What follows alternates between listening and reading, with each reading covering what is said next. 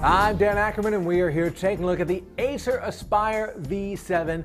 Now, you may look at this rather unassuming 14-inch Ultrabook and say, it looks kind of drab, looks like it belongs maybe in an office cubicle. You would not be wrong. It's got a very kind of gray brushed metal look, black keys, also that little black around the screen bezel here, kind of two-tone. Nothing super exciting, but I was pretty impressed with what was under the hood in this particular review unit. We've got an Intel Core i7 CPU. It's got a big 1 terabyte hard drive that also has a small SSD cache to it. It's got a 1080p touchscreen, full 1920 by 1080.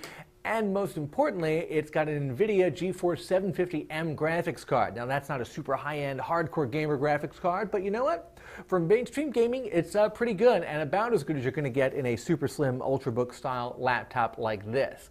Now, that means this is a little bit more expensive than maybe what you'd expect to pay for something that's so kind of plain-looking. This configuration is, I think, $11.99, but there are several other pre-configured versions of the Aspire V7 that you can find. My favorite was about $8.99. You knock the hard drive down to 500 gigs, you knock the CPU down to a Core i5, but you keep that NVIDIA 750 graphics card.